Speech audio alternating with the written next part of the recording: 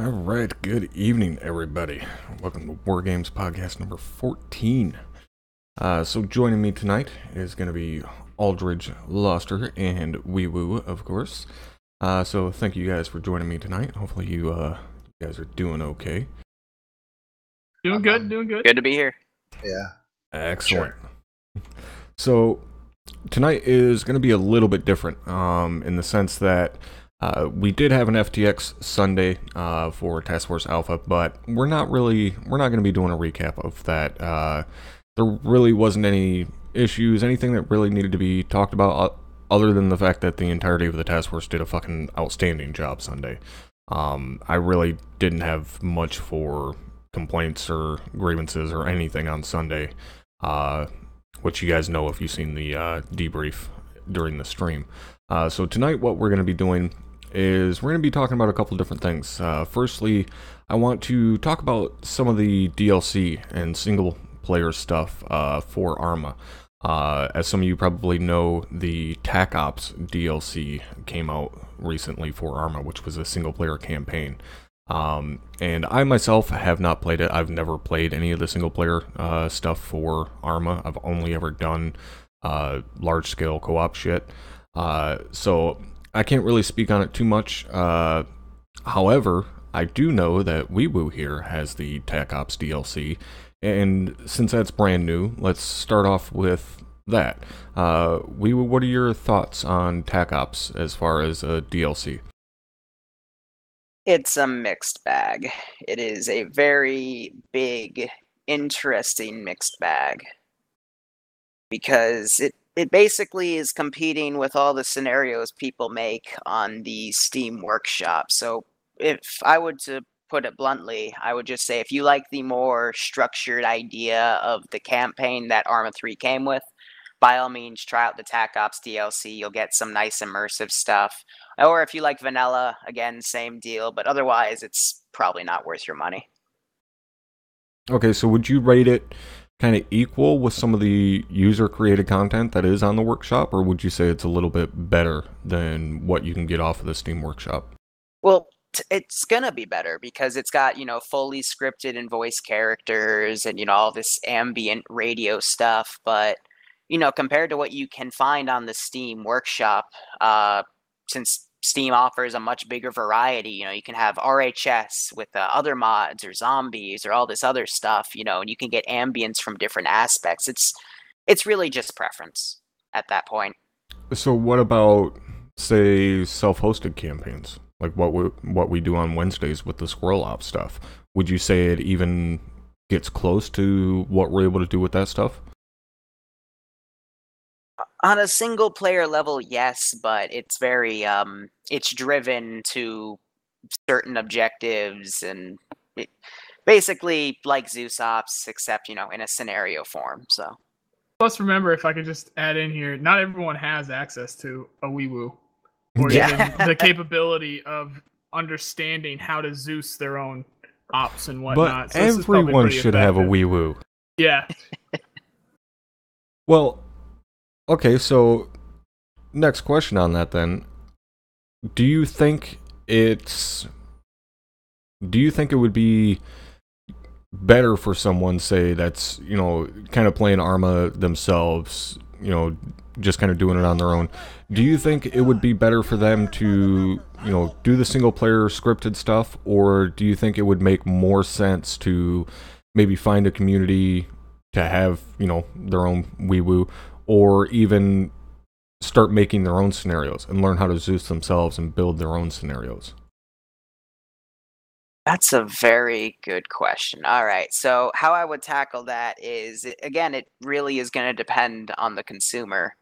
If they're still on the fence about ArmA in general and they want an idea for what a more organized operation would be like from either myself or the 506, I definitely recommend they should try out the TAC Ops DLC.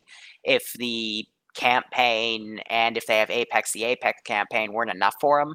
But you also have to understand that TAC Ops stuff, it gets really lone wolfy at times, where you're going to have to be doing things yourself. And of course, there's always a few interesting bugs. I killed myself by my own rounds in an APC once I because actually watched that. Yeah. it was interesting to say the least. But it's good for like if you want to know how a fire team works or how an APC crew works. And the third one I haven't even played yet, but because I know one's Gorilla, one's on Maladin, and one is basically you're an APC crew. So it's good for like short scale stuff if you want to know how that works. But more often than not, I just found myself micromanaging the AI as usual per se. So. Okay. And so what about the other single player stuff? We've already, basically touched on it a little bit as far as like Apex and things like that. Obviously, we would say if you're going to get into ArmA, get into a community because that's what we do. We both have our own communities. But do you think as a standalone, say someone that's maybe not interested in a community, or they're just wanting to check it out and don't want to dive right into a huge 100+ person community, do you think that the standalone aspect of ArmA, including the DLCs that you can get, do you think it's enough of a game? Essentially, do you think it's good enough on its own, or do you think to really enjoy ArmA you need to be in a community? That is a very good question. And honestly, I'd say if you want the full experience of ArmA, you need to find a community to join, because playing on public servers that host INA, like Ahoy World, for example, or the 77th JSOC, that can only get you so far. Sure, you get the experience, but it only gets you to a point where you can be part of just a loose string of people playing a random game. And some people like to stop there. Another thing I like to mention is my vanilla stuff on Fridays is probably the most popular thing I offer because a lot of people just prefer vanilla ArmA. And it's so hard to quantify this because everyone has their own specific stopping point for what they want to do. But in my opinion, I'd say if you want the full experience of the game, you should probably find a community. But it just depends how much ArmA you want to play. I think too the reason that the vanilla aspect of things is so popular is the ease of it as well. Because when you start getting into modding ArmA and then having to deal with mod errors and shit like that, it does become a gigantic headache, especially if it's something that you don't normally do and you don't have any experience with modding ArmA and stuff like that. It could definitely, I could see it being overwhelming for sure. But yeah, I think that would be why the vanilla stuff is so popular. But Aldridge, Loster, what about you guys? Have you guys ever played any of the like vanilla campaign shit? I have. Go ahead, Loster. No, you're good, Aldridge. Go ahead. So your voice is bigger than mine. So just so everyone understands, there is a thing where if you leave the launcher on, you have time running for ArmA. But as it stands, I have 1,700 hours in ArmA. And that's obviously with 2 years here at the 506. But then before that, that was all over mods like King of the Hill, Epoch, the DayZ mods. I forget what the one with the break in it. I forget what the breakdown or something. There was some mod that had break in it that I used. Breaking Point. Breaking Point. There it is. Yeah, thanks, Loster. That I used to play a shit ton with, and actually going a little bit against what Leroy was saying there a minute ago. Whenever any of my friends see that is like, damn, you play a lot of ArmA, like if I get, is that a good game? I always, if they end up getting it, I direct them to King of the Hill, because it is the more arcadey version of ArmA. You're not going to get realism there. You're going to have people running into the objective all fucking Call of Duty like, but you still get the gunplay. You still get the vehicles. You still get all the little aspects that you would end up. It's quicker to get into. Yeah, it's a lot easier to understand what you're doing, and then you can say, damn, I really like this game. I just wish it was more realistic. Well, look at the 506. Look what we got here. Like, that's usually what I do, and I've actually had a couple people join that way because of that. So it's including, Workshop, Steam Workshop. That's pretty user-friendly. You click one button, you let it download, you hit load mod, and that's all you really got to do. So that gets you into modding pretty easily. Like I don't think it's got some of the best stuff, but now that Armaholic has done their subscription thing, I think more people are trying to find better ways to do it. I know a lot of people are moving to Play with 6, I think that's the other one. But Steam Workshop's pretty damn easy to get those mods done, so it is getting a lot easier. Also, last note here, I love how we're talking about when you had brought up the TAC Ops DLC earlier. I love how the first question involved, is it better than basically the community? So when you can say that about a game from a game development standpoint too, if Right. if you can say, or if you can question whether a DLC that the devs made is better or worse than what the community has made, that's a fucking win. It doesn't matter what it is. It doesn't matter what the answer is. That's a win. Yeah, and I think you're right. You know, the Steam Workshop mods being on there does make it very easy. As we know, it can also, you know, cause problems with errors when shit updates and stuff like that. But as like a general consumer, you're not going to know that. You know, we know that because of years of experience. I think the other kind of wall, if you will, to ArmA is what a couple of guys have been mentioning in chat, is the performance of it and not having a PC that can run it. And the reason I bring that up is, you know, as many of you guys know that watch me regularly, you know that I also do a lot of races online with Race Department. And when I talk to guys there, and, you know, you get talking about PC specs and stuff like that, and, you know, there's guys that are running, you know, 10-year-old CPUs and shit and are still racing online perfectly fine. And it's very weird to me because I'm used to being surrounded by guys that have, you know, anywhere from $1,500 to $2,500 gaming PCs, because that's what you need to run ArmA half-assed decently.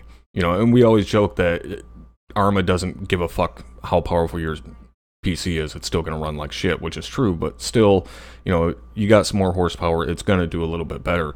But I do think that's a big wall for Bohemia and for ArmA in general, is just the amount of horsepower you need in your PC to be able to play it.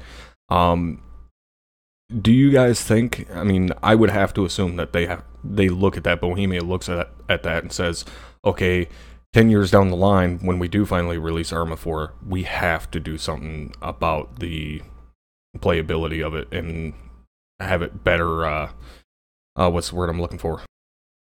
Compatibility. Yeah, basically. Like, they have to make it so that more PCs can run it. Would you guys agree there, you know, that Bohemia is looking at that saying, yeah, we need to work on our optimization? Well, coming from another game dev standpoint, 100% they absolutely are. But what they would do is you can get market research on that.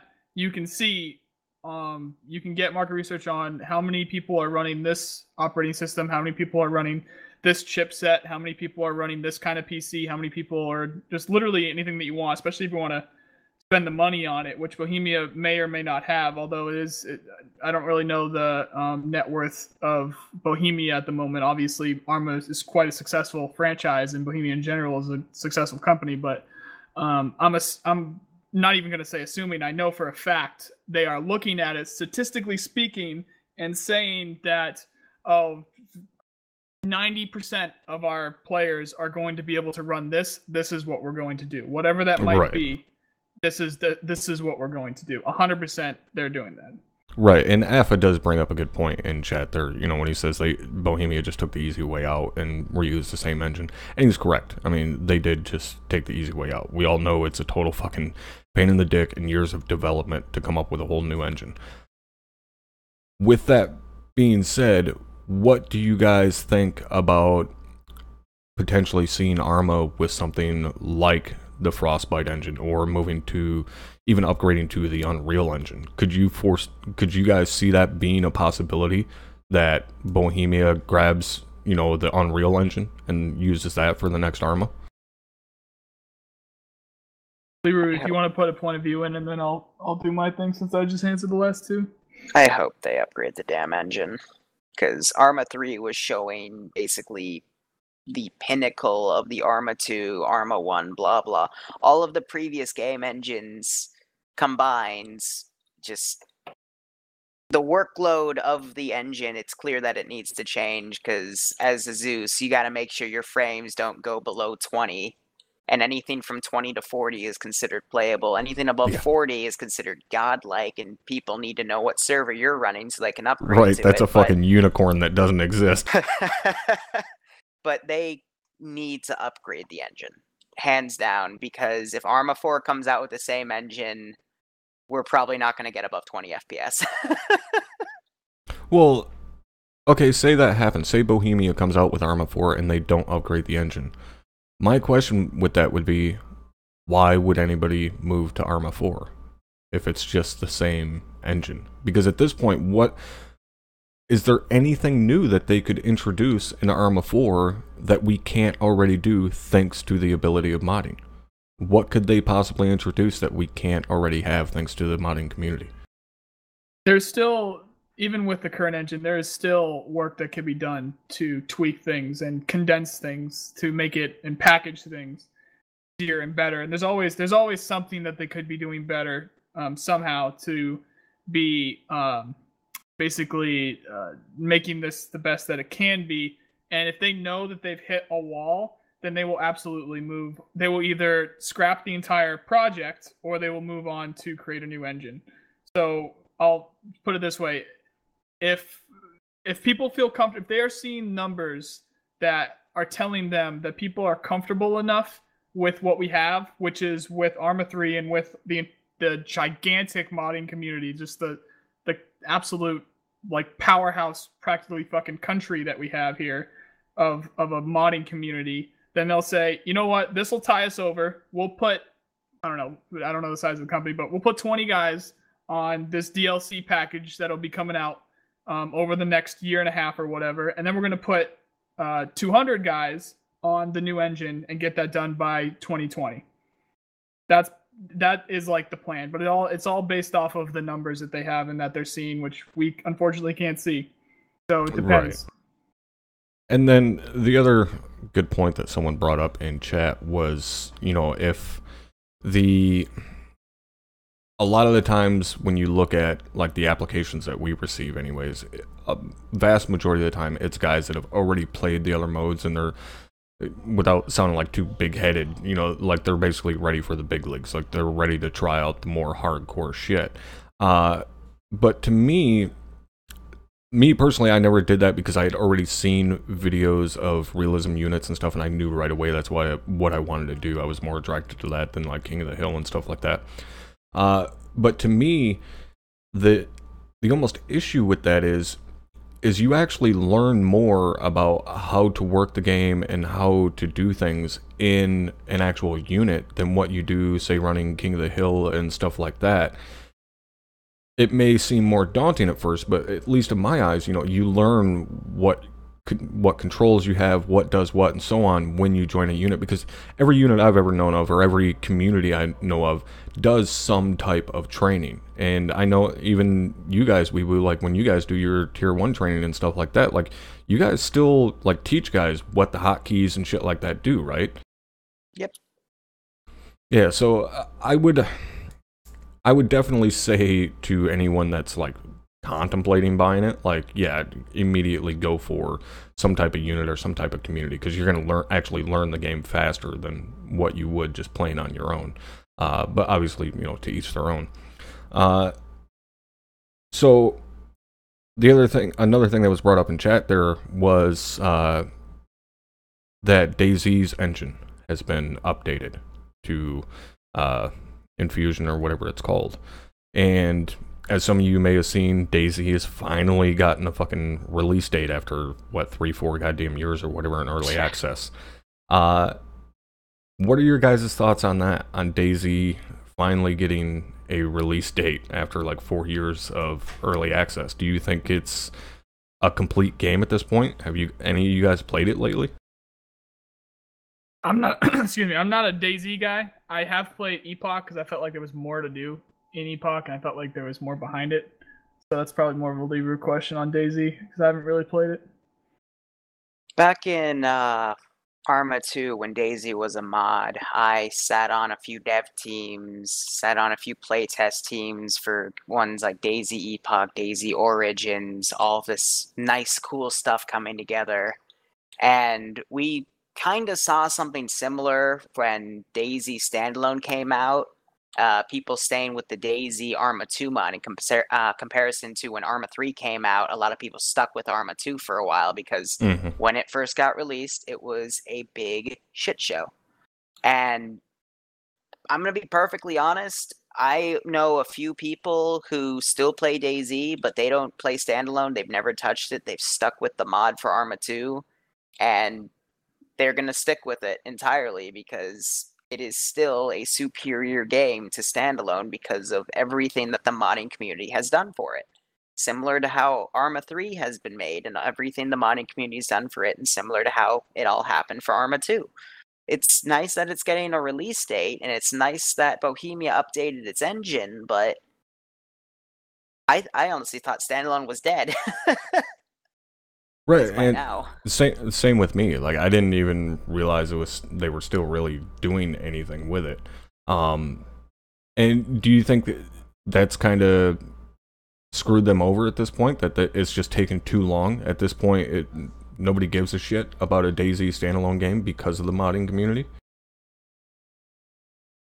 Pretty much. I mean, it's because when it came out, it was riddled with bugs. A lot of people stuck with not standalone, excuse me, the mod.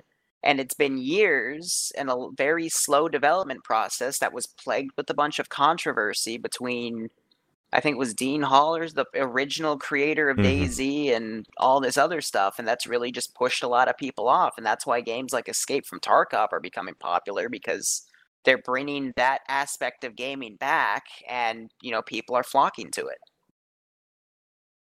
Right, and very quickly to remind you guys in chat, we are doing kind of a big, well, not big, but depending on you guys, we are doing Q&A tonight. So if at any point in time you guys have a question, make sure you throw it down in chat, and we'll get to it as soon as we can. And amongst our bullshitting session, I'll write it down here real quick. So if you guys have any questions about what we're talking about, or completely unrelated shit, whether it be, you know, about what we're doing, about the 506, or about WeWoo's community, whatever, make sure you guys throw a question in chat, and we'll try to get to it. And you mentioned the next thing I want to move on to, and that is Escape from Tarkov. Very, very popular right now, especially here within the 506. A lot of guys playing it right now. I personally have not grabbed it yet. I probably end up playing it at some point.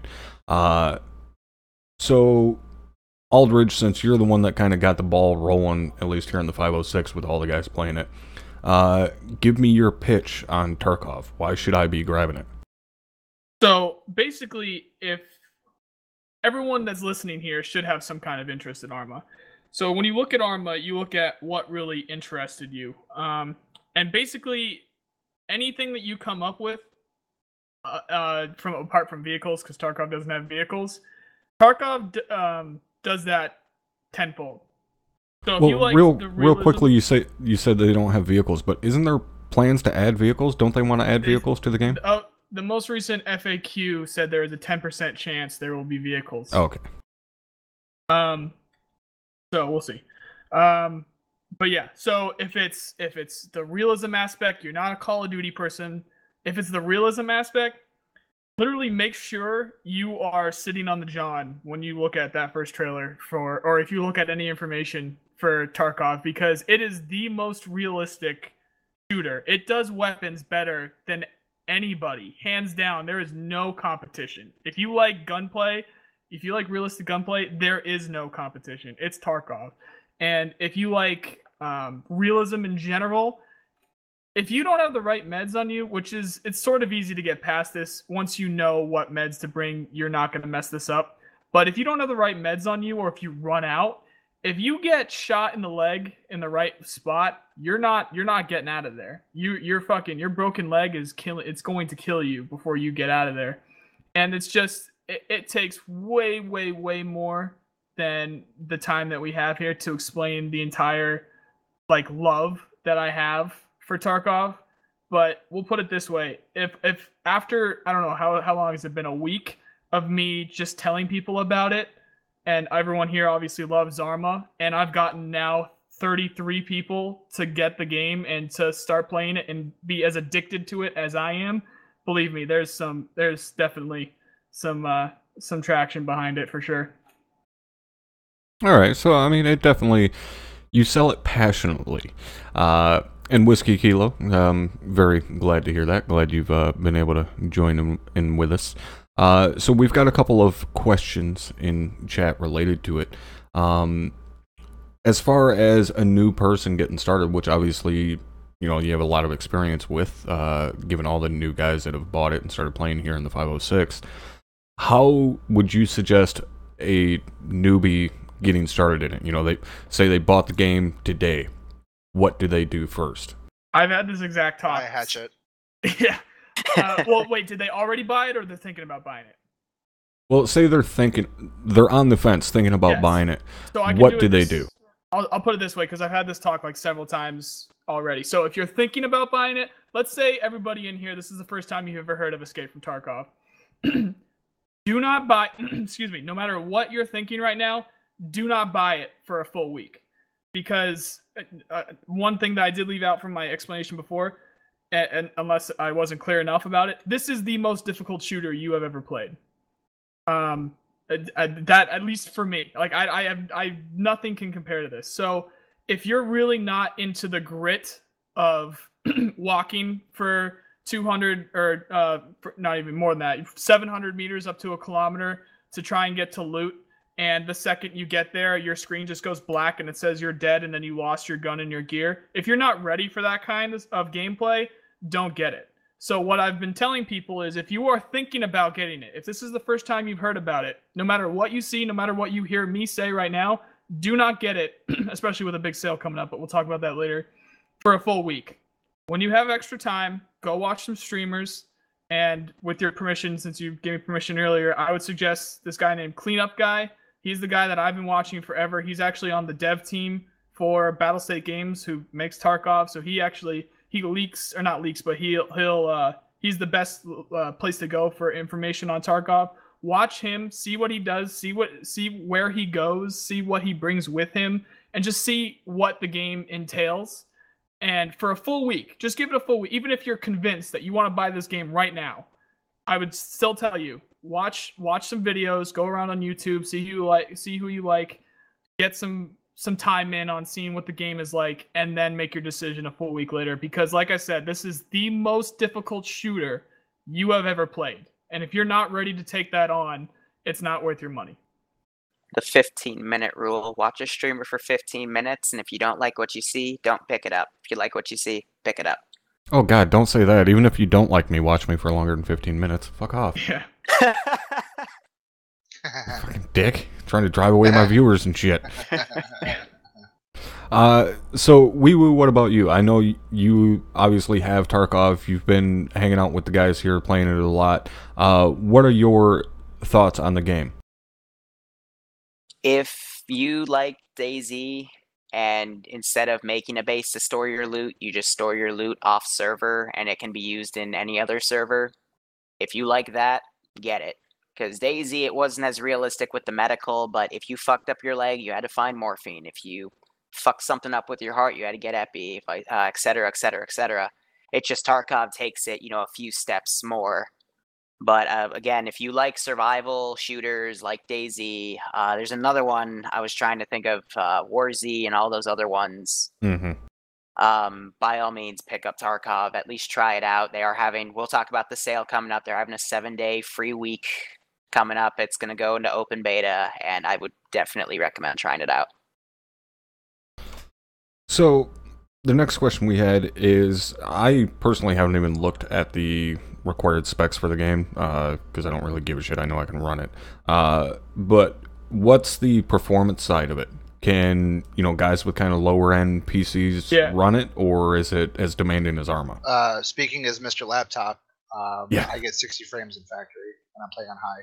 Wow, really? I can't talk to that a little bit more, because obviously this being an ArmA community, obviously Loster knew that he could run ArmA.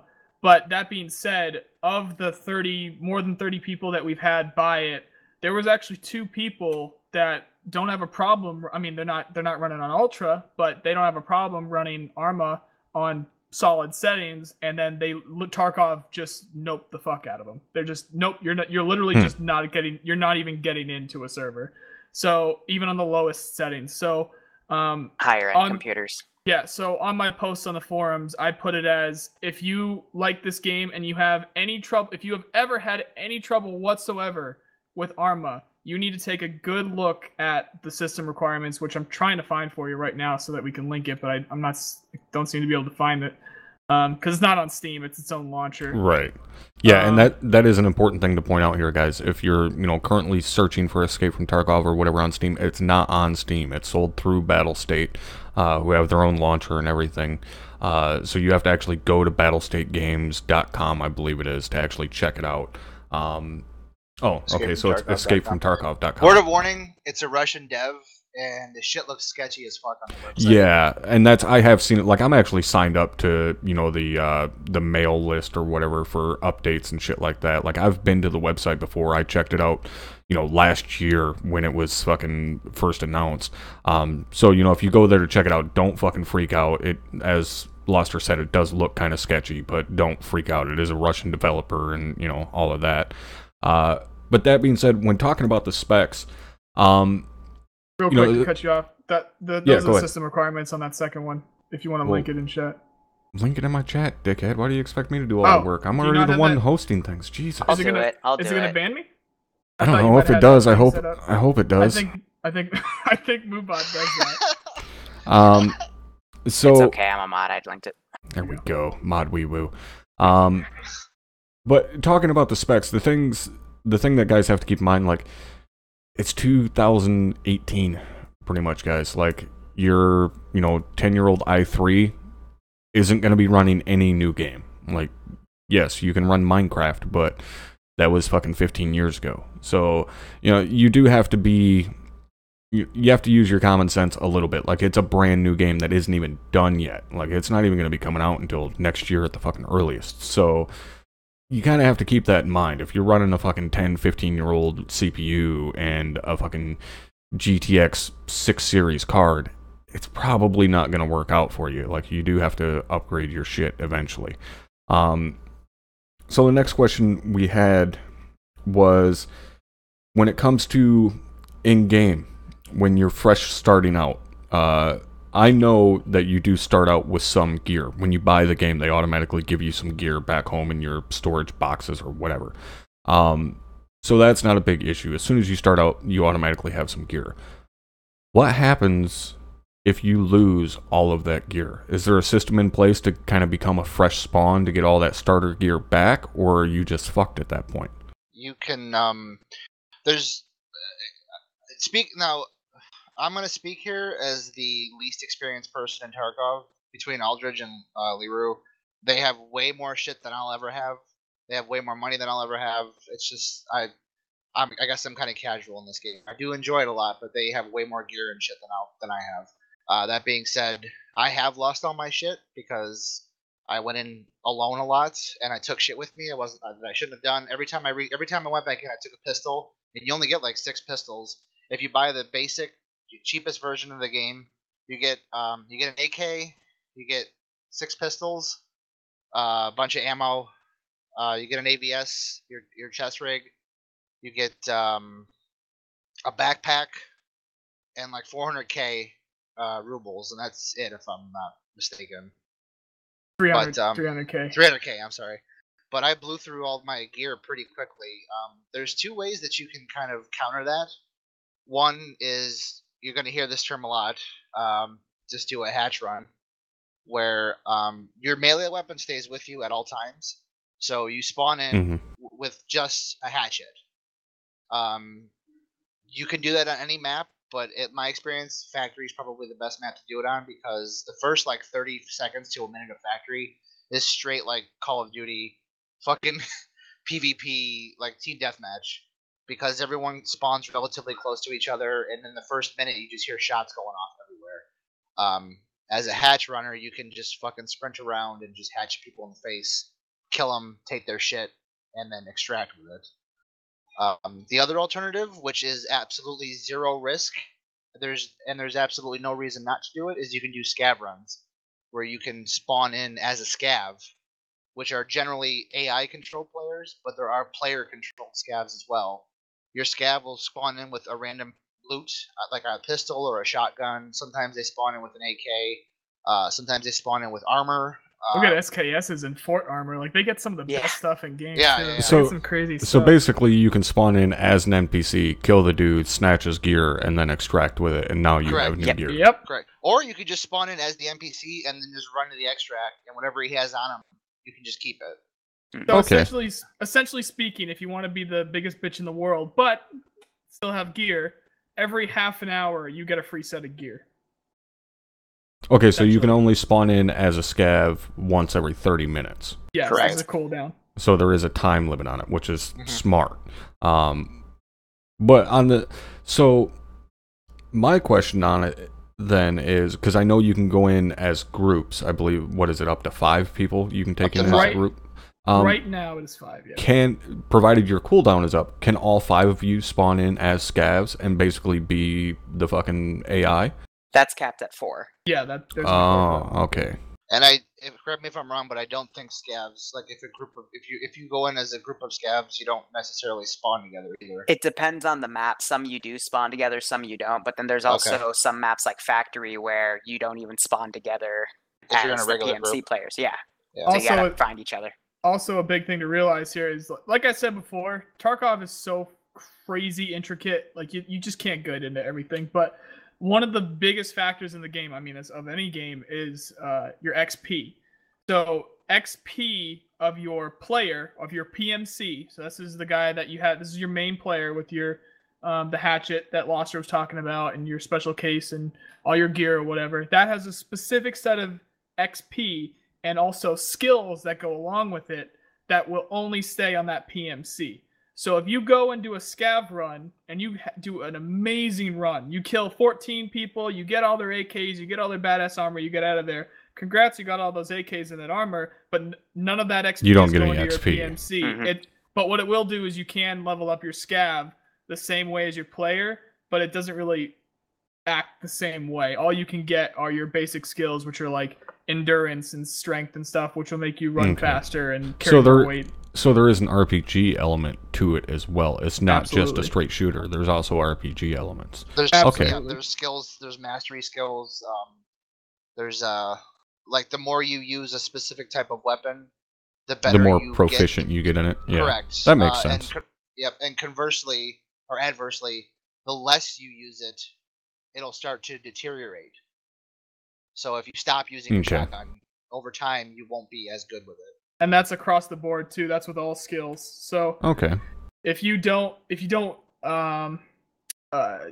jump in a long time, I mean, it's very, very minuscule. So it's not like if you don't jump in a couple hours, you're gonna lose 20 points off your strength or whatever. It's minuscule, but it does, and I think it's a balancing thing. But there is scaling, and there is you do lose skills when you don't use them. So if you don't use meds a lot, it might take longer to use those meds. It might take longer to Right. bandage yourself, things like that.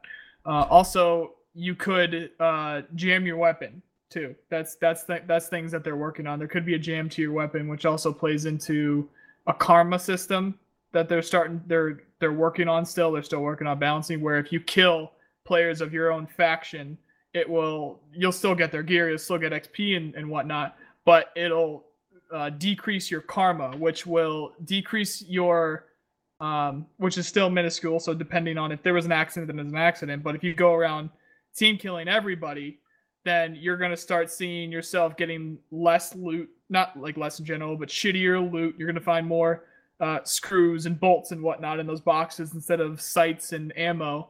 And your weapon's going to start jamming, and it's going to start jamming really badly.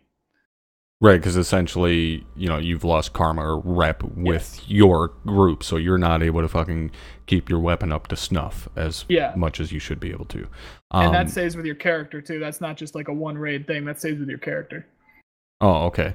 And that's something real quick that Jordan brought up in chat, as far as there being a disadvantage to running high-end performance games on a low-end PC. Is there a disadvantage? Absolutely. You have to think about the fact if you're running on, say, a 60 hertz refresh rate server and the guy shooting at you is getting 60 frames and you're getting 20. When he starts shooting at you, on his screen, you're going to be dead by the time you even get turned around, because you're running at so much slower, essentially, of a game speed, because you're at lower frames.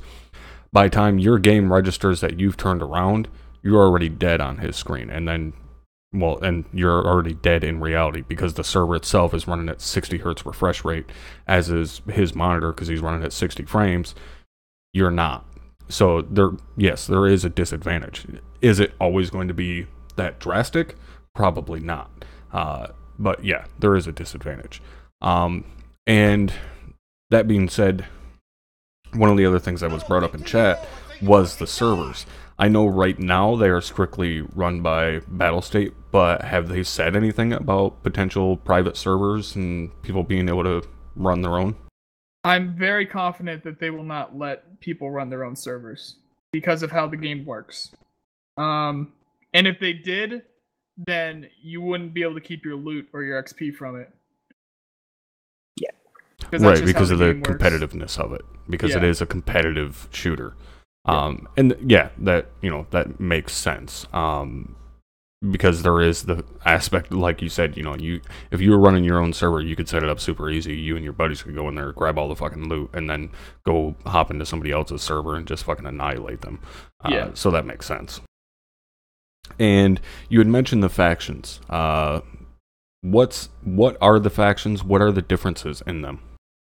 Leroy, you want to get this one? I don't really know anything advanced about it. I just know there's I'm Bear and USCC, and that's really it. I'm just talking a lot, so I wanted to give you a chance. Yeah, no, go ahead. So USEC is a American. The whole story, which they haven't told a whole ton about, because once again, pre-beta, or not, what the fuck was I just about to say? Pre-beta, fucking A. Beta. Closed beta. Yes, thank you. Closed beta. So they are purposely leaving stuff out, including most of the maps. We can only play like 30% of the entire game right now when it comes to maps and 4 content. Maps total, right? Yeah, something like that. So in terms of content in general, we still don't know what more than half of the game is, because they're not showing it yet. So it's kind of ridiculous here. All this crazy stuff happening, we don't even know, but all of it yet. But anyway, so the whole story is that some kind of war has gone down. It's not a zombie apocalypse. It's not a disease. It's like a conflict. It's a real war. I think nukes are a thing, because everywhere you go, you see like Geiger counters and you see like gas masks and stuff like that. They will be incorporating radiation in the future. Yeah. So I think radiation and nuclear just so it's kind of like Stalker. There. Well, you don't have like crazy mutants and shit. Well, yeah, but I mean that you have warring factions, post-apocalyptic nuclear world. There is one dev from the Stalker team that actually works on that game. Yeah. I think a couple of them actually. Didn't they? Well, at least the tweet that I saw said that they have one member of the team. It might have changed since then, but yeah, regardless. Yeah. Anyway, so back to PMC. So the whole point is that there was some kind of conflict there right now. So if we picture really any country in the Middle East, we've got Russian operators there, and we have American operators there who are not actually part of it, but they're still there, including private military corporations, which USEC and Bear is. So one is a Russian private military corporation that's funded by the government. USEC is also another very well-funded private military corporation, mainly American, and then the Bear being the Russian. And as it stands right now, other than the story and then the emotes, you can do emotes in game where you can yell at each other, because there's currently no VoIP in game, so you can't talk to each other unless you're in TeamSpeak. So another side note: if any of you guys end up getting this and someone says they're looking for a group, don't join their group. They're gonna fucking kill you the second you get into that game, because that's just what people do. So because people are still scumbags. It's a great game. People are still scumbags. But so story-wise, you are in Tarkov, which is a map we don't even have access to. They're waiting for the full release. And the whole point is you need to escape, because it's just society has deteriorated. You want to get out of there alive so you can, get out of there fucking alive. So the whole point is you want to escape Tarkov. So you're with your USEC buddies. If you're a Bear, you're with your Bear buddies. And that's all we know at the moment. So essentially, long short of it is, there is no difference between the factions other than the silly little emotes that you can make. But it does make me giggle that the one faction is called Bears, and You said that you're running around with your Bears buddies, or Yeah. with your bear buddies. Well, it is confirmed that there are going to be differences. Like USECs are going to have a boost to American traders, and Bears are going to have a boost to Russian traders. Okay. So there is it's confirmed that that's going to be a thing. It's just they're not worried about that right now. They're more worried about getting their servers fixed and gun balancing and heat maps to figure out where people are camping and where people are running to on the maps and stuff like that. They're not worried about that kind of stuff yet. And for any of you guys, watching, if you don't know why it makes me giggle that they're called bears, go watch a couple Kevin Smith interviews about his Canadian Bears buddy. and Cubs. Yeah, you'll understand why bears and cubs make me giggle. So one of the things that was brought up was, it would be cool if they allowed customized servers so we could do something kind of like what we do at the 506. And obviously we know that's not going to happen. They're not going to do private servers. But have they mentioned anything about group sizes and being able to increase your group size? Because I know right now you can only go in with a maximum of 5 people in a group. Have they said anything about upping that? Or are they gonna keep it at 5 people? So I've done a lot of research. Like I've nerded the shit out of this lately, trying to find info, especially with when it picked up such traction as it did with the 506. I'm trying to get as much info as I can, and I have not seen a single dev confirm that it is going above that. But I haven't even seen the question about it, so I might even see if I can get the question myself. See if I can pull some strings and get talking to some people that I know. But it's widespread throughout the entire community that when they launch the game and there is a free roam game mode, that is going to increase the group size that you can bring with you, because it's just more space. It's just more places to go. So you're going to want more people with you. But there is no confirmation that I can tell that it's gonna increase. Okay. And very quickly there to answer your question, Bladen, what's better, 144 hertz or 4K or stuff like that? Basically, just like Munson said there, 144 hertz is only needed really when you're in like very fast-paced first-person shooters, something like Tarkov. It would be useful, and also some racing games is not necessarily as important as you may think. But basically, yeah, shit where you need fast response times. 4K is more so for visual shit where frames don't really matter. But the thing you have to keep in mind with that, don't just run out and buy a 144 hertz monitor because you're like, yeah, it's cool, I want, fresher or quicker response time and stuff like that. That's great. It means dick all if you're not actually running the game at that many frames. So like if you have a 60 hertz monitor, it's a 60 hertz refresh rate. That works when you're running at 60 frames per second. If you're not running at more than that, then a 144 hertz monitor isn't really doing much for you. So that's just something to keep in mind. So back to with the group sizes and stuff, it's sticking it at 5. I gotta say, I'm not really a fan of that. Like, that's kind of a hang up for me. Like, I would definitely be more interested if they were to say, yeah, you can go in with, 2 full fire teams, basically, 8 guys or 10 guys. Like, that would be big for me. But the reason I bring that up is, maybe I'm misremembering, but there's essentially going to be the raids, which is like the factory and stuff that you guys have brought up a couple times. But isn't there also supposed to be like more of an open world aspect where you just go out and explore the world and loot and scavenge and shit like that? That's the mode that I was just discussing, where we're assuming that you're going to be able to bring 10 people. And believe me, we are not really exactly excited that we won't be able to bring more than 5 people. But like I said, for some reason, it's widespread throughout the community that people bring it up all the time, that I can't wait till we have more people and stuff like that. I just can't find where the devs have confirmed that. It's probably a language barrier. All of their press releases, all of their Q&As, everything, it's in Russian first. So we have to wait for people to translate it. So I'm assuming somewhere in one of their Russian QAs or one of their videos or somewhere they talked about how they could bring more people in except no one brought it over in any of the translated stuff, or no one has seen it, because I feel like, I mean, rumors have spread like this before, but we definitely would want more people. So it's something that we would want as well. More Right. people. And I mean, like you said, it's a possibility that it was just missed in translation, or it's also a possibility that some, random asshat is like, yeah, we're going to get more people, and people just clung on to it because that's what they want. We just don't know at this point. So going, as far as the group sizes and stuff like that, when you go into, say, the factory with 5 guys, as you said, there's no VoIP in-game currently. I would assume they're going to be adding some type of VoIP.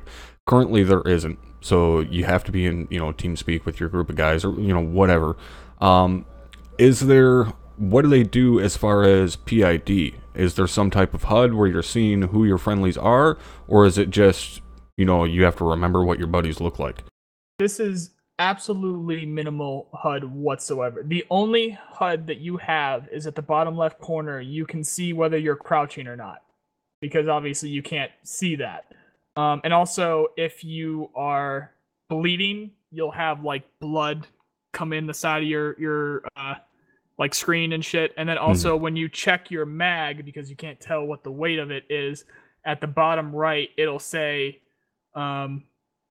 less than half empty, less than half full, whatever, or less than half, or it's full, or that kind of thing, because it's a weight thing. You'd be able to tell how much is in it. It doesn't tell you exactly how much is in it, but when it comes to realism, like I said, this is ArmA on meth and crack, and if you got that disease from that movie Crank where you can't stop running, it's all of that. So essentially, the only way to tell who your friendlies are is to know what they're wearing gear-wise, which makes sense. I didn't actually answer that question. In the alpha, you had bandanas and you had armbands and stuff, but for some reason they didn't put it in the beta. And it's one of the top, if not the most requested thing to put in the game. So they're going to add it at some point. Back.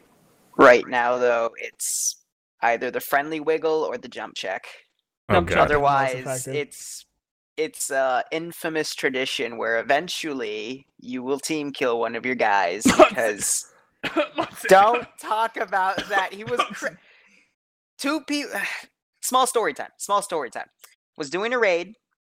2 people pushed up. I thought it was only Munson that pushed up because nobody else told me that they were pushing up in front of me. And then all of a sudden, there were 2 people in front of me. I see what I thought was Munson pushing up. It turns out it was somebody else, Salve. And I look to my left, and there's a guy prone behind a car. So I waste him, and it turns out that was Munson. And then I had a literal 3-hour laughing fit, and I had to get off and stop playing. It was a panic attack. So, in other words, you killed someone because of Sal's poor communication. Good job, Sal. You fucked it all up. So right now there is no way to PID targets other than, the fucking stereotypical fucking wiggle or hey, jump if that's you, which is generally what gets you killed. And you gotta keep communicating, otherwise it gets very chaotic very fast. Well, intelligently speaking, it actually is pretty easy with some work behind it, to actually tell who is who, but you have to do, like I said, you have to kill all the other players in the map. So there is a potential, depending on disconnects or people that leave, you get either 7 or 8 people in map every single time. So if you were in there with 2 people, then there is a potential for 5 people, or 5 or 6 people. Math is good. 5 or 6 people, actual players who will be USEC or Bear, bringing gear, spawning near you or in your specific area. So if you just willy-nilly run out there, James Bond-like, and kill 6 players, and you've downed 6 players, every single other person in that map is going to be a scav. Fact. There is not going to be any more players out there. They will not respawn. There will not be any other people out there. So as long as you know that there are however many people other than however many people you brought in dead, just look for scavs. You see what they're wearing. It's only specific. Scavs don't wear what you're wearing. They'll wear the baseball caps, the weird backpacks, and they wear what scavs wear. It's very specific in game. So that's what we've been doing. Every time we spawn, fucking kill all the players, and now only look for scavs. You're good to go. So that's what we. So how do you know how many players are in the server with you? That's the cap. It tells you when you load in the game. It's a potential of 8 players, but it chooses whether or not to give you that. So if you run in and you kill that many people, then you know for a fact that you're good to go. If you don't, then you just keep your guard up a little bit more until you kill them. Well, yeah, and that works. You know then that obviously all the players are gone. So if you go in there with a group of 5 people, at maximum there can only be 3 other real people opposing you. Yes, and that's one of the reasons why we want more too, because it's a little OP. I mean, we've been squad wiped, I think twice, but that was because of stupidity. I was going to go loot something, and I think someone followed me, and then basically no one pulls security, and then we got fucked. We got split up, so it turned what could have been a 5-on-3 firefight into a 2-on-3 and then a 3-on-3. So yeah, it was just stupidity. Well, that's for the factory thing, correct? So you have a maximum of 8 guys in there. No, that's all maps. This was on Okay, customs. so that's all maps. Okay. Well, every map has a different total player count. Okay, yeah, it's not a potential of 8, but yeah, it's. So what's the largest map at this point? Like, what's the maximum amount of people you can put into a single round or whatever? Give me like 2 minutes to load the game. I can give you the exact numbers. Okay. And to answer the question as far as the raffle drawing, that'll be the 20th of this month. So you guys have 2 weeks left to get into the raffle for that, what is now a $2,200 PC. So yeah, 20th of December, you guys got 2 weeks left to get into that. So when is...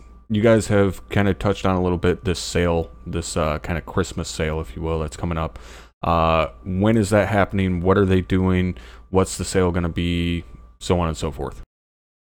So they actually just posted this morning. Let me check this out.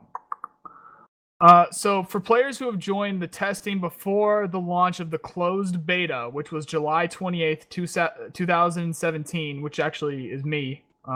I think it might be a couple other people in here too, because there were people that had joined but they hadn't bought it yet. Will receive 2 7-day access keys, and you can share that. So for everyone that had joined before July 28th, 2017, you can give 2 of your friends free 7-day access. I don't know. I don't know why it's not giving me a date of that. I don't think it actually told us the date, but on December 28th, they're going to be conducting stress test on the servers. So I think that's the sale. So that's actually good. That's when they start the sale. So December 28th is going to be a 25% discount. And that's on top of the group discount. So, which is this is funny that we're promoting it this much, because this isn't sponsored by Battlestate or whatever, but yeah, we just love the game should so be sponsoring much. us, damn it. Come play with us. Come play this fucking game. It's just that good. But anyway, so on top of a packaging deal, so if you can find a couple of buddies to get the game with you, if you get a 2-pack, you get a 10% deal on top of that 25%. If you get 3, you get a 15% on top of that 25, and if you get 4, you get a 20% on top of that 25. And that starts December 28th. But yeah. Hold on. We don't be trying to steal my shit, motherfucker. I seen that, you sneaky little son of a bitch. Burnside, the drawing is on the 20th of December. And Canadian, to answer your question, on the 20th, myself and Weewoo are giving away a gaming PC that our communities have been in the process of trying to win via a raffle. Every $1 buys you 1 ticket into the raffle. And it started off as a fairly nice $1,600 PC. And thanks to the Black Friday sales, we went ahead and upgraded it and also threw in a monitor with it. So now, come 2 weeks from now, on Wednesday the 20th, someone is going to be winning this monster $2,200 PC that is actually sitting next to me right now. And this rig is, I mean, it's bigger and better than what even I have. So whoever ends up winning that is going to have one hell of a nice Christmas. So 28th of December, the sale starts on Tarkov. It's 25% off. And what is, because there's multiple different packages essentially that you can buy, each one being more expensive. And I know this is a topic of controversy within the fucking Tarkov community right now, but before we get to that, the cheapest package to get in and just get the base game right now is how much? 45 US. 45, yeah. Okay, so $45 right now to get the cheapest, most basic package if you want to check the game out. And then 28th of December, it goes on sale for 25% off, so you can get it even cheaper. And then as Aldridge was saying, if you buy multiple copies of the game, so you and your buddies go in on it, you get more and more discount, more copies you buy, up to 20% off when you get 4 copies. So if you and 3 of your buddies were to go in on it, say on the 28th of December, you're going to get 45% off of that price, which is pretty goddamn good. And as I said, there's multiple packages you can buy, each one being more expensive. The more expensive the package, the more equipment and storage space you get to start out with. As I said, I know that's a bit of a hot topic right now, and we were kind of talking about that very briefly prior to the podcast. So what are your thoughts on it? What's going on in the community? Why are they bitching about it? So on. So just to sum it up, it's Don't just name the guy. I'm just saying someone who is popular on YouTube made a video stating how the game's pay to win, and everyone in the Tarkov community is up in arms because they don't see it as pay to win, because in my honest opinion, you can get up to someone who has bought a more expensive package fairly easily, so long as you know what they're doing. But the community is just showing its very toxic side, and hopefully that'll be cleaned up, because no one wants to jump into a game with a very toxic community. Right, and I half-ass understand the, pay to win argument here, but it's not in the traditional sense that most people think of. So I'm not getting behind it. I gotta cut you off there for a second, because it's actually complete misinformation. The whole video, the guy hasn't played the fucking game. For fuck's sake, he called the second weakest backpack in the entire game OP. He called it. He talked about it for like a solid, I don't know, I think it was an 8-minute video, and for like 2 minutes of it, he talked about how crazy of a how insane of a upgrade and how much of a big advantage you're gonna have for having the second shittiest fucking backpack in the game. It's all misinformation, the entire thing. The guy is just trying to get views on YouTube, so that's why I'm saying we shouldn't give him the name. He knows nothing about it, absolutely nothing. All of the stuff, the whole point of being a fucking pay to win is that you pay for advantages that nobody else can get. Motherfucker, every single fucking thing that you have in these packages, you can get. Even the stash sizes, which was talked about recently, in the beta, you're not able to get the bigger stash sizes, but when the alpha, not the alpha, I don't know what the fuck I'm talking about anymore. Now, when the game actually launches, you can do tasks and quests to get the bigger stashes. There is literally not a single thing in these packages that you cannot super easily get. It's fucking ridiculous. It's all made up. He's just doing it for views. That's end rant. End rant. Can I cut in? Go for it. The definition of pay to win is you pay more to get more. That gives you an advantage. And it doesn't matter if he didn't play the game. He's speaking from a consumer perspective, looking in on a community and seeing a pay-to-win model, and that's what turns him off. The whole thing here is it doesn't matter if he's bitching about the game, because at the end of the day, that's 100,000 plus people that now know about Escape from Tarkov. And they think it's pay-to-win and it's a shitty game. No. See, A lot of people are actually smarter than what you think, because we always see the vocal minority represent things. But what we've seen evolve in the comment section is a lot of people have started doing their own research, but the second turnoff people run into is the toxicity of the community. And that's what's causing a bigger fallout here than the person's actual video. And I actually just released a video at the start of this podcast talking about it. We simply need to stop the toxicity within the community, stop attacking people like that. Let the people who are smart enough to do their own research come in, see that the game, even though it has pay-to-win elements, you can still, again, as some people are defending the anti-pay-to-win argument, you can do hatchlet runs and get literally everything that the Edge of Darkness package has. You can do quests to do stuff. This isn't one of those scenarios like in the original Star Wars Battlefront. You got the best fucking weapon for buying the most expensive package that would have taken you like tens of hours to grind, like 50, 100 hours to get up there. This is a game where you can literally, on your first run, get shit and just, go to extract, and then boom, you're literally at the level of the Escape from Darkness guys. Like it's not that big of a time gap. It's just this is that gray area within pay to win. But again, people are throwing titles on things, people are freaking out, and then the toxicity of community is just causing a bigger backlash in the end. And that's what scares me the most, because if I remember when DayZ Standalone first came out, that toxic community was another reason why a lot of people stuck with the modded version with an ArmA 2, because it was just so bad. But Tarkov may be toxic here and there, but I've actually had some really good experiences in the game. I've been on hatchlet runs and people haven't shot me and said they do the friendly wiggle. I've had scav runs where some players, like, I'll do the friendly wiggle to them, they'll do the friendly wiggle back. This community, starting off, at least game-wise, is better than the DayZ community when it first started off. It's just I don't want to see this vocal minority get any bigger, because otherwise Tarkov is going to fall flat on its face before it even gets off the ground. It's my 2 cents. All right. Coming from my literal day job as a community manager, and I'm telling you right now, misinformation is a hell of a lot worse. Publicity is still publicity, so you had that part right. But misinformation hurts. Especially this is borderline.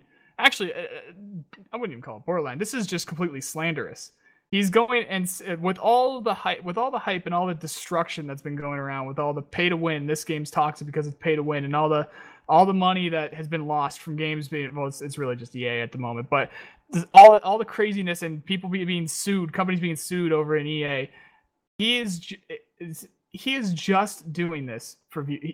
How can you logically say that? I mean, you even said it yourself there. You want people to do their own research.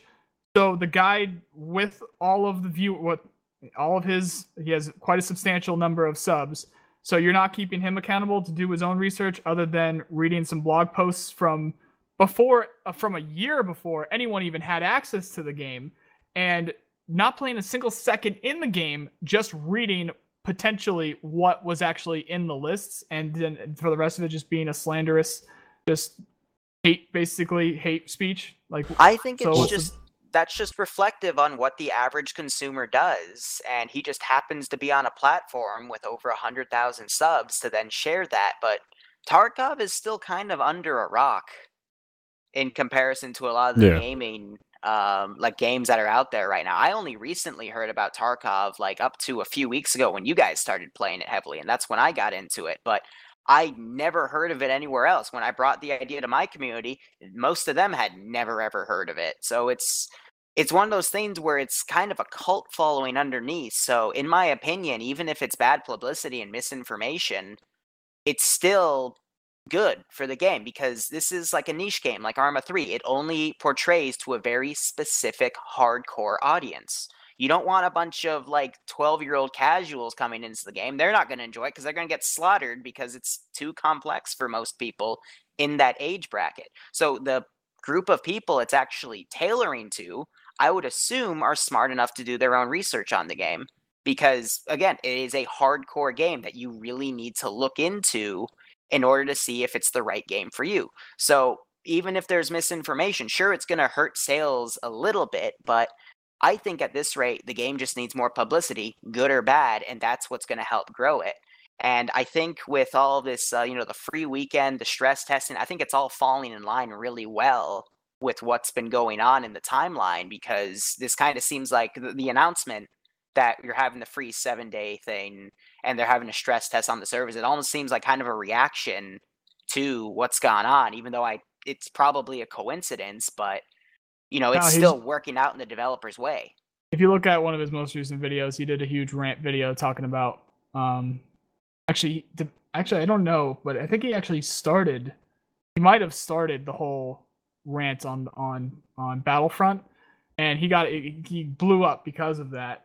And now I mean, he had to have. He fucking just went out, tried to find the biggest or closest game he could find to being pay to win, and he just kind of lit it up. Yeah, that's Aldridge. That's known as being smart. Yeah, like, but I don't give a shit about any argument aside. He's a content maker who needs to get views to make money. It's called being smart. He could lie out his fucking asshole all he wanted to. He would still be smarter than any of us. So I don't really give a shit. Like LaRue said, though, it falls on the consumer to do their research, and if they go by one guy's word, then that's your then problem. They're stupid. Yeah, if and like LaRue said, I foresee potential buyers of this game wanting to be more well informed than watching one video of one guy's opinion. Same with anybody that's watching the stream right now or the podcast would base their opinion off of more than just what we say. They're gonna go out and do their own fucking research on stuff, like you've told them to do. Go watch some streamers, go watch some videos on it. Yeah. Exactly. So definitely don't base it off of one person's fucking thoughts and ideas. But as far as being able to get the community, not necessarily to calm down or whatever, because obviously that's not going to happen. But the thing I wanted to bring up there is, LaRue mentioned the toxicity of the community. And that's something that's been being more and more prevalent in not even just the gaming world, but just really fucking the internet. Yeah, the internet itself. It was huge news when Blizzard came out and said they were doing things to combat the toxicity of Overwatch community and stuff like that. Because it's Blizzard EA, the biggest fucking game company in the world, coming out and saying, yes, we know we have a toxic community. We're doing something to combat that. But my question is, do you guys think that it's more like toxic communities are more prevalent now? Or do you think it's just that with the internet being as large as it is, and so many people being vocal, it's just more seen now because of how vocal everybody is? Do you think it's still the same, or do you think the communities themselves have started going downhill? The internet's a hive mind. Like, you can go back and... Well, actually, Loster hasn't talked in a while. Go ahead, Loster. Well, I was going to say, I think that it happened every time like a new game comes out. There's like this big... The minority... It's always the... Like, it kind of seems to be this recurring theme across the board, not just with video games, but like this minority always has like the biggest voice. And what you see a lot of, I'll give an example, like Siege for a long time had a really fucking bad community of cheaters and hackers and all that shit. And it took some time, but the people who wanted to, I just kind of fucking hash run too, goddamn it. It took some time, but I think once people get past that, generally speaking, I think the cooler heads prevail. There was a big hacking problem with Overwatch. There was a big hacking problem with Siege. There was a big hacking problem with when I say hacking, I also mean like toxicity that goes along with it. Because generally speaking, especially like in the Division, people would hack and cheat and then shit talk you while they're doing it. Yeah. Like you're dumb for not doing it. Like you're the idiot for not participating in this unfair, broken shit. And like that went on for a long time. But like with any other fucking troll, I think they just get bored and move on to something else. So I think that on the whole, maybe they're getting more vocal because there's becoming more and more and more outlets for people to just say whatever the Yeah. fuck they want. And that's personally what I think it is there's more outlets for those vocal people. I mean, I've been doing online gaming for over a fucking decade, and I mean, even fucking back in the day of doing like CNC and shit like that, like guys still said, you know, I fucked your mother and stupid shit like that, you know. Yeah. Like it's no different. Like I can tell you guys from personal fucking experience, if you're, you know, just getting into online gaming and shit, it's no goddamn different now than what it was fucking 15 years ago when we were playing fucking 007 with our buddies. Like, I'd have my buddy sitting right next to me and I'd shoot him with the golden gun and say, haha, take that, fucktard. Like, it's no different than what it was then. It's just people are more vocal. There's more avenues to express their fucking fucktardery opinion. So, it's really no different. Now, the next thing I want to bring up, is, you know, talking about the community and stuff like that. When it comes to the actual game itself, like you said, there's no current VoIP in the game. Is that something that the community is calling for? Have you guys seen people like asking for some type of voice in game, or has nobody really mentioned it yet? Absolutely, it's at like the top of the forums as we speak. So it's Well, there one of better the be. Yeah, no, it's one of the most highly requested features. I just don't know if they're going through with it. That along with a spectator mode is one of the highly requested features. But I'm pretty sure they've denied the spectator mode. Although some people do have a pretty good argument where if you go in with your buddies and you're the first one to die, your buddies could be in there for literally up to 40 minutes and you're just doing nothing. So they want the ability to, in the first person, no third person and no free look, but just kind of stay with your friends. Right, just to see what they're doing, so you're not staring at a black screen or whatever. Just so you can just stay in the conversation while you're fucking around on YouTube or something.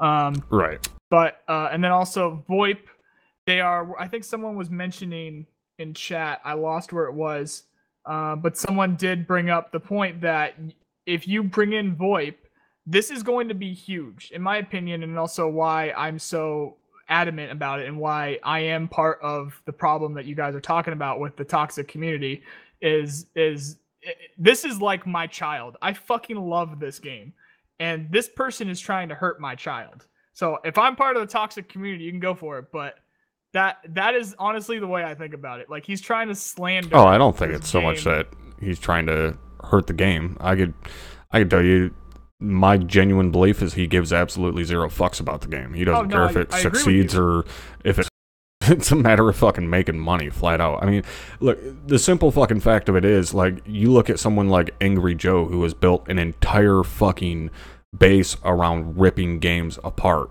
And yeah, like, I watch his shit. I find it fucking entertaining most of the time. Sometimes it's just like, all right, dude, stop fucking hamming it up. You look like a fucking retard. But yeah.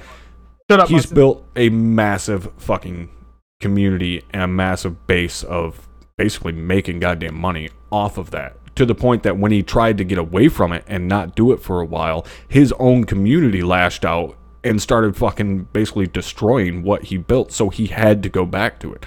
So yeah, whether or not this guy is fucking, you know, pissing on this game because he genuinely doesn't like the fucking, you know, the model of what they're doing, I don't think he gives a flying fuck either way.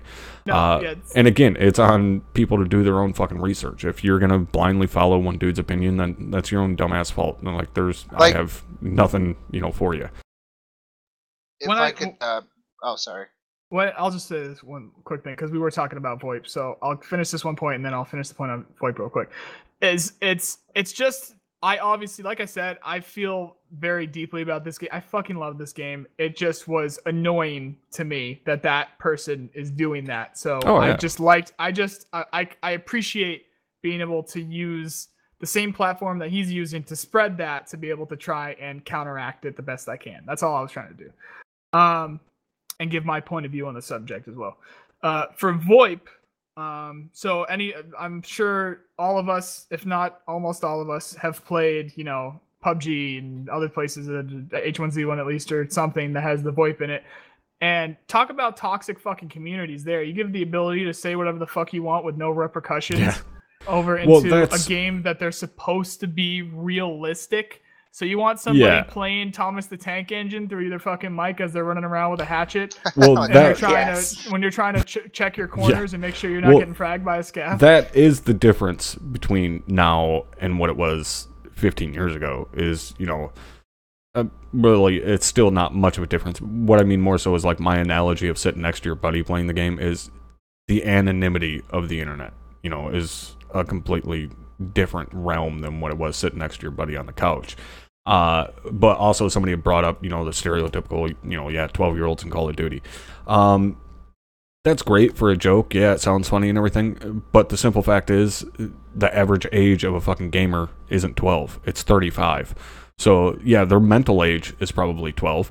But in reality, motherfuckers on online games playing Call of Duty aren't 12. They're guys like Gold Glove who are in their fucking late 20s and early 30s. They're not 12-year-olds. They're just fucking happy half-tards that, decide it's better to talk shit to you because you fucking killed them than, just take their lumps and keep on moving. But the reason I bring up VoIP is, I actually think my brother mentioned it to me when we were sitting here watching a video of Tarkov, was using VoIP. It would be cool if, while using the VoIP, guys around you within a proximity can hear you, so they can kind of locate your position based upon sound. That's great. But obviously, because of TeamSpeak and stuff like that, that renders all of that useless. So even if they were to put VoIP in with a proximity thing where people within X number of meters can hear you speak, it's all rendered useless by TeamSpeak. What are your guys' thoughts on that? Do you, would you prefer to be able to, somehow only use the voice in-game and guys would be able to hear you? Or do you think it's cool that, you can just use TeamSpeak and get around that? As it is right now, I appreciate the TeamSpeak because there's not even, they're going to add it, but there's not even a compass in game. So it's already, and with the PID issues that we're having, which is also, like I said, it was in game, but they removed it for some reason. With the amount of just basic movement and coordination, the lack of basic and movement abilities that we have right now, I like the ability to just hear people, but obviously there's people that would want to go for the realism.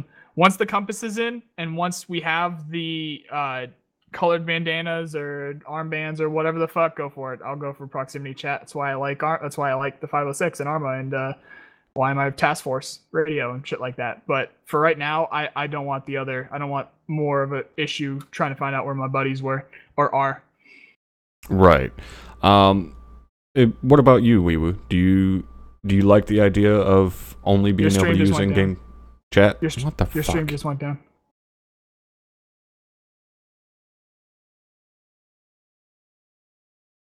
All right, looks like we're coming back now. Yeah, sorry guys, the stream's having a little bit of issue here. Don't know exactly what was going on there. So, Weewoo, what are your thoughts? Do you like the idea of only using in-game chat? If they're gonna make it like what you do in TFAR, or you could have some radio systems, that would be kick-ass. Yeah, I definitely agree, and that's something that, because of ArmA, I wouldn't say I necessarily look for that everywhere, but TFAR has kind of ruined me when it comes to communications and stuff in game.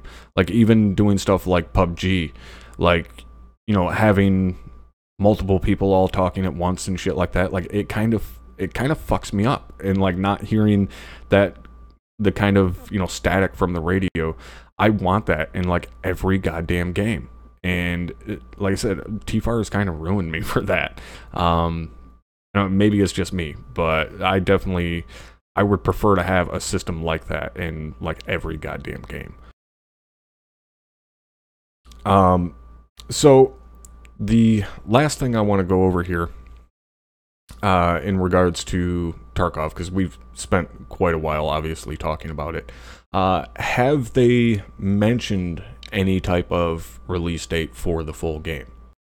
No, they won't even tell us they gave us an approximate It's Q1 right now for the open beta, but absolutely not for the open game. They keep that stuff kind of quiet, which is good. Yeah, understandable. What are your guys' predictions? What are you thinking time-wise, based upon how the game is sitting right now? What is your guys' predictions on when it'll actually be released? From a game dev standpoint as well, because I do know like kind of what goes on behind the scenes. I don't think there's a real way of being able to really like quote that. If they're going into like, for instance, what we can do is we can see what they've done in the past, so we can tell that closed beta was I think it was all of this year. It might have been since July. Either way, it was either a year or 6 months. So we can likely assume that this open beta is going to last from 6 months to a year, maybe shorter, and maybe even a little bit longer. But if any more than that, I don't think it's going to go over a year. But it really depends on what's going on in the background. They had very recently issues with people found an exploit where they could get game mode. They can get God mode just by, I don't even know, but they were fucking around with something. Like they would log out and do something weird and log back in or something. And when they got back in, their body would be one place, but their actual like hitbox for their body would be one place, and they can go off somewhere else, kill whoever they want, and they would have absolutely no ability to kill them back because their hitbox is back at spawn or something. They fixed that, but it's beta. There's things that they're trying to fix, and I would much rather have a solid working network compared to what they have right now. Also, something that I mentioned in our post, but I don't think I've talked about this yet. So full transparency here. Out of every 10 raids that you do, there's probably, or even out of every 5 raids that you do, there's probably a chance in one of them something dumb is gonna happen that will get you killed potentially. So we've had, although they fixed this as well, but we've had grenades kill us from 100 meters away. We've had scavs miraculously one-shot us from out of nowhere. Right, so it's basically typical issues. Yeah, so I would much rather have the network stuff fixed. Yeah, I would much rather have the network stuff. I would have the network stuff fixed, and then give us the rest of the maps, and good shit, we're good to go from there. As long as the network's fixed. I would say based on the timetables, based on what they're promising and what's actively being working on from my research, I'd say it would be full release at the earliest, like late 2018. The earliest for full release. And, talking about the bugs and issues and stuff, and this being beta, that reminds me of, what was it, a week ago or 2 weeks ago, whatever, when we were checking out Star Citizen, the 3.0 release, which was a fucking buggy mess, which I believe ended up getting somewhat straightened out, but I didn't even end up taking part in it, really. But anyways, there was someone in Drum's chat who had said something along the lines of, I don't buy the argument of it's beta and, like the excuses that are always given when, testing an early access game, shit like that. And I don't understand that mindset. Like, yes, saying it's beta is, an excuse for the problems that are happening, but it's an excuse for a reason, because it's a fucking beta. Like, the thing that annoys me is, obviously everybody's a critic, and games are even more heavily criticized now because of the fact that we see them in early access. We see them in alpha and beta, shit like that, where before we didn't. And the reason I bring that up is, for a long time, like my brother and shit was a tester, myself included, for Westwood, who are the guys that did Command & Conquer. Okay? Nobody ever seen any of that testing. Like, there was an NDA. We couldn't release anything on it. Granted, this was years and years ago, so it's not like you were putting up fucking videos on YouTube and shit. But none of that stuff was open to the public. They didn't ever see any of that testing. And that was their beta testing. There was no early access and shit back then. So, you guys are now seeing testing and stuff like that normally, 10, 15 years ago, you would have had no fucking clue about, because guys would have been doing it on their own who were hired by the company as testers. As to where now they finally have the brilliant idea of, hey, instead of paying these 20 guys to go test the game for us, why don't we open it up, let guys buy it early, and now instead of 20 people, we have 20,000 people testing it. Like, that's brilliant to me. They're definitely doing both, by the way. They're definitely because there's still private testing. Absolutely. Yeah, they probably have a whole QA department. Oh yeah, absolutely. But like I said, they're never used to be early access. So it's weird to me that someone could even have that mindset of, oh, well, I'm not fucking taking that argument. Like, well, okay, you're fucking stupid. Like, what more can I tell you? That you're looking at shit that people would have never even seen even fucking 10 years ago. So it doesn't make any sense to me that someone would have that kind of reaction. So that's kind of the last point there that I wanted to bring up.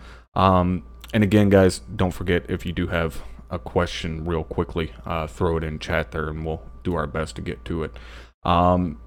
So kind of ending on Escape from Tarkov, final thoughts from guys. Aldridge, obviously, big fan. But as you said, don't buy it yet, correct? If somebody's thinking about buying Escape from Tarkov, don't buy it yet, right? Whenever you hear about it, do not, whether you think that, oh, I'm going to go get this shit right now, this is amazing, this is exactly what I'm looking for, doesn't matter. Spend an entire week with your free time watching streamers. Like I said, I suggest a guy named Cleanup Guy, but there's also a few other guys. Cotton is another good one, and Devil Dog Gamer is another good one. They all know the game extremely well, and that Cleanup Guy is even on the dev team. Well, you can advertise the Cleanup Guy. Devil Dog can go fuck himself, but please continue. So, I didn't know about that one.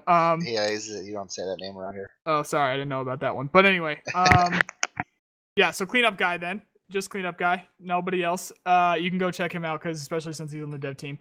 A full week, because it is degrading if you do not know what you're doing. It is the most difficult shooter you've ever played, period. Just go watch it before you get it. That's all I'm saying.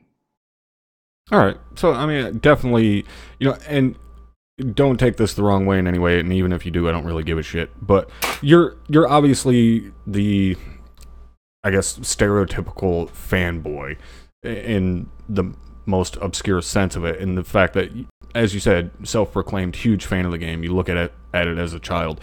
But even from someone like that, he's saying, go do your own fucking research. Look into it yourself if it's something that you believe you're going to enjoy. Don't just take our fucking word for it. And Loster, what about yourself? You being kind of the least experienced in the game, what's kind of your final thoughts on it? Should someone pick it up, or like I said, what are your thoughts on it? Oh, I love the game.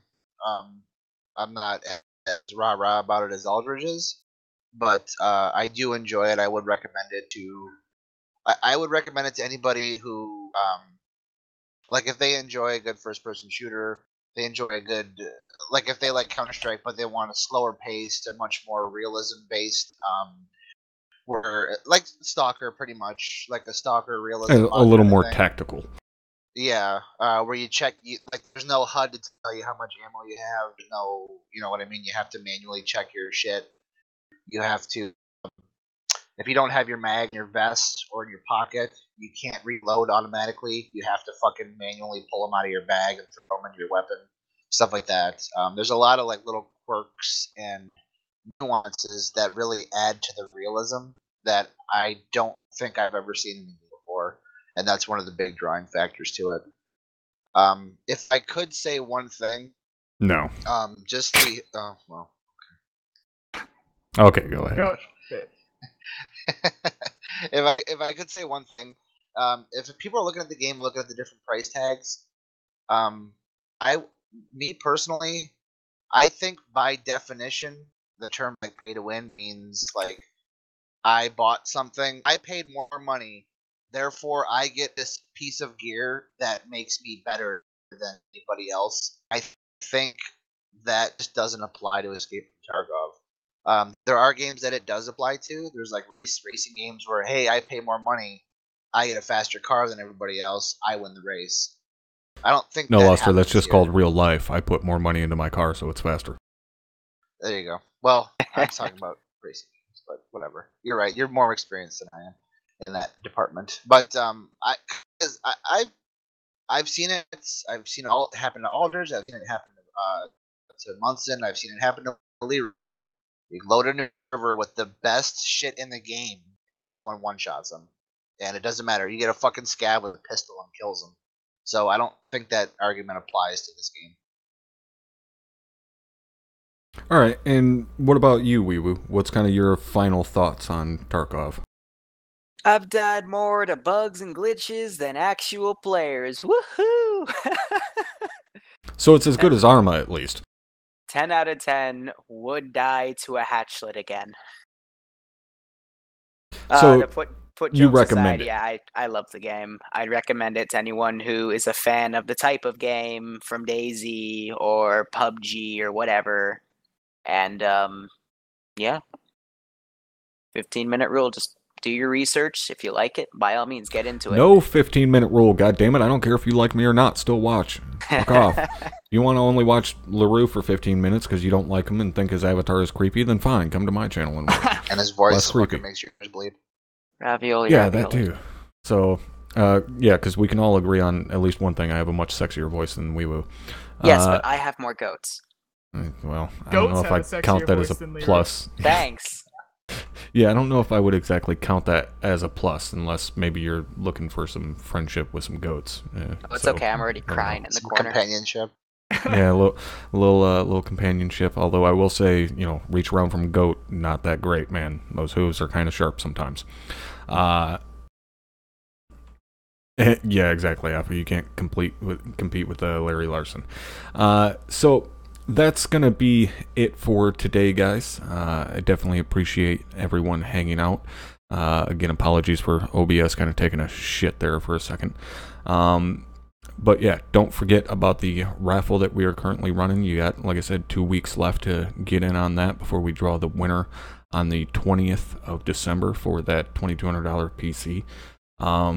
And if you want to get involved in the podcast, make sure you check out the link down below for Patreon, so you can get involved in the podcast, whether that be early access to it or as well be able to send in different topics you would like to hear us talk about, or even potentially be a guest on the podcast. So yeah, if you want to get involved, make sure you check out that Patreon link. And again, thank you guys for hanging out, and hopefully you enjoyed tonight, and we will see you all later.